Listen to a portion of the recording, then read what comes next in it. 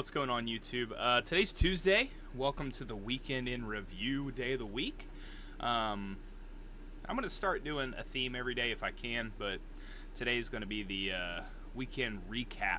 So if you watched my video yesterday, you know that I was doing some Spright combos with the new Ice Barrier cards, and we have some data from the weekend. So in South America, we had two Spright decks make top 64.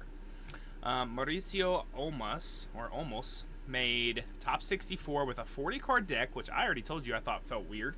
But there are some specific traits to this deck that I think are interesting that I had talked about previously, but I wasn't sure how they would fit in. One of those is the Melfi package, and it's still using it. So I am honestly pretty shocked that this still made the cut. I don't think it's a bad call at all. Obviously it was successful. I think it just gives an extra interruption, especially with the Arclight on your opponent's turn. But you're not playing the other Melfi Synchro now. You're not playing the Merry Melfis, you're playing the Toad. I would be curious how they go about some of these combos, but I don't think it's bad at all. Instead of going into Bujinki, if you watched my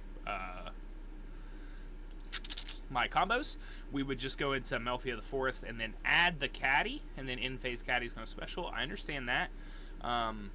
It's just interesting to see how this would work. So we're going to go through two deck lists. This is the first one, the top 64 by Mauricio. We've got the standard 3 blue, 2 red, 1 carrot, 3 jet. That's the standard 9. We've also got the 2 Melfis. We have 3 Nimble Beaver, 2 Nimble Angler, the 3 Swap Frog, and the Ice Barrier Mage. That's pretty much a standard 20 lineup now for Spright. Nothing's really going to see changes. Beaver can be full combo by itself. Beaver Swap Frog can be big, but Swap Frog Angler is huge, and any other Spright name with it is big as well.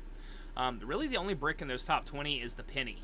I don't even think Mage is a brick, because you can normal it, or you can send it with the Swap Frog if you open it, or open both. The next are the hand traps and some just support cards. So the next 20, we've got 2 Ogre, 2 Bell. I personally like Ogre this format. In some testing, Ogre is absolutely huge, and I think can be very impactful. This deck can also lose to Ogre, and that's why you'll see over here, he's playing a couple crossouts. This crossout is not a bad card right now. And especially in like semi-meta decks or like 1.5, 2, like crossout's huge. Crossout could push you over the edge. So 2 Ogre, 2 Bell, 3 Ash, 1 of the Freezing Chains, 2 crossouts, and then he's playing 1. Sorry, my wife keeps sending me messages. He's playing 1 Change of Heart, 1 Called By. You're playing 3 starter, 1 smashers, and he was on the smashers without the Gamma Burst, which is what I talked about a little bit yesterday, and in my deck profile of the combos yesterday, you'll see that. 1 double cross and 3 imperms. So he right now is playing 10 hand traps, Called By, and 2 cross out. I think that's a pretty good lineup. That puts you at 10, 13, and then Change of Heart. Cross out is huge with the Ogre. So if a lot of people are playing the Ogre, then they are trying to hit your Gigantic because it has to detach to do anything. Crossout just says no. So that's pretty big. That's why you play those in 2s. I like this list in the main. I think there's 1 or 2 changes I would consider just because of personal preference. Now, I'm not saying this list is obviously not successful. It finished top 64 at a SAWCQ. That's huge. Onto the extra deck, he did play 1 Dark, which I think is a good idea. 1 SP, 1 IP. I did not play the Phoenix in my build, but I think Phoenix is a good idea, where he didn't play the Typhon. 1 Sprint, and according to him, he didn't miss it at all. In my build, we'll talk about it, but I didn't miss it either in my combos. The only worry I would have there would be Kashtira. 1 Zeus, 1 Mosquito, 1 Downard, 1 Melfi of the Forest, 2 Gigantic Spright, 1 Oni Bamiru, 1 Mannequin Cat. I would replace the Mannequin Cat with the Bujinki, just being honest here. I think some instances you're going to have a Bujinki play where you may not have the Freezing Chains play. So, and then 1 Arclight, which I was already playing anyway. Now, his side was a little bit interesting. 2 Ragian, so he's playing 2 Kaijus. I read some of the comments there. It's because Radian with Mosquito can become an OTK, and I understand that. So those 2 cards are pretty big here. 2 Lightning Storm, 1 Snatch Steal, 1 Duster, 1 Anti-Spell, 2 Evenly, 3 D-Barrier, 3 Solemn Judgment. I would change this to the Gamma Burst. That's just me personally. So this deck list has very few changes that I would be making, but I pretty much talked about every one of those. Next, we have what would be a top 16 in Central America. This deck list is very nice. Again, it's going to be very similar, but there are some things that I like about this deck list a whole lot. Looking at the extra is actually the exact same. The side's going to be a little bit different, but the extra is the exact same. He chose to play the Mannequin Cat. He chose to play the Phoenix. There are some cards here that are now almost mandatory, and I think Phoenix is going to become one of those. We've got 3 blue, 3 jet, 2 and 1. That's the normal. We've got the 2 penny, or 1 penny, 1 caddy. That's the normal. We've got the 5 nimbles, normal. And then we've got the 4 aquas, the 3 swap frog, and the mage. So still the standard 20 here. He did change hand traps. He put Nibiru in main at 2 instead of the 2 Bell. The ogres are still there. I think I'm going to go ogre route. I like this one a little more because he's not playing it at 40, which I get. It's tough in this deck. He's playing at 41. Essentially, that talents is your 41st card. So in the last build, we weren't playing droplets. Here we're playing 2 droplets. In the last build, you were playing a change of heart and something else I've already forgot. My bad. But here we're playing 2 droplet. We're playing the 2 cross out. We're playing a talents, which I think is huge. Obviously, you could probably cut that. I wouldn't. I really like this deck list at 41. I'm not so huge on the nib because the token can hurt you as well. But like, what's the purpose of right here? OTK.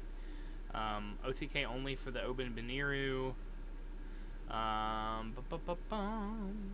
Still Melfi package, yes.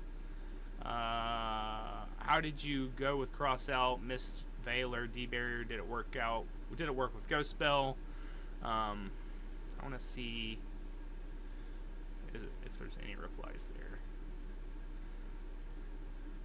Yes, no, you don't need the deck, yes. So, also, think keep the Melting package, great concept. Personally, put the Underworld Goddess. Underworld Goddess is pretty big. To leave a table impossible to break, and the Goddess, I don't like it. I feel like it's not so for... cross out works, Spright doesn't lose for hand traps. Yes, it does. That's incorrect. They gave me too many games, and if they take care ogre to giant and you lose, that's 100%. So if they ogre the giant, you lose. And I think the call by and 2 crossouts is huge there. I don't like crossout at 3. I understand it. I've played it at 3. In this deck, I do not like it at 3. Now to the side, he was playing the 2 bells inside. That's if you would need to side out the Nibiru personally. Also, game 1, you can play into Nib with Spright, especially some of these lines you play into Nib. So having the cross out for the Nib's not bad either. So 2 bell, 1 red net resonator. He was not playing a time card in the first list. He is here. Sorry, need a drink of the big gulp. 1 duster, I think that's normal. 2 cosmics, 1 lightning storm. I like this better. I don't like lightning storm as a card because it's a double restriction. You can't contain any face-up cards, as well as you can only activate it once per turn or use it once per turn. Gamma burst in the side, I love it. 1 change of heart, 1 mind control, 2 mind control in the side, I like it. 3 judgment and 1 anti-spell. I still think this...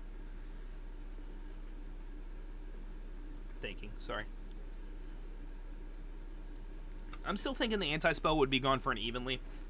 I understand you want the battle phase, and the change of heart and mind control is huge, but a lot of boards don't have the negate for evenly.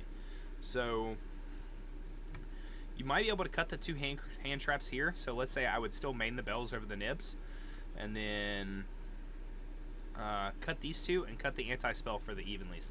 That's just, again, personal preference. Or if you're cutting two, leave those. Cut one mind control, one anti-spell for the evenlies. But just a personal thing. Overall, I'm glad that Spright is back to being a very good deck, very competitive. I think this deck has a future, and it might even get some help on the next ban list. We'll have to wait and see. I really appreciate you all watching. I appreciate you supporting the channel. Today's video is a lot shorter than yesterday's with the combo videos. We pushed 30 minutes. But here in the next couple weeks, I'm probably going to release some in-depth combos. If you watch that video, you see some of the things that I've talked about. But I want to be specific, like specific 1 and 2 card combos. This is what it can get you, and try to teach some people who are trying to learn the deck. Yeah, both the extra decks were the same. Side decks were different, but the main decks were really close as well. So we pretty much have a blueprint on what's going to work for Spright. I really appreciate you guys. Thank you so much for watching. Keep grinding, keep pushing. It's Tuesday. Let's make it to Friday, and we'll get over the edge, right?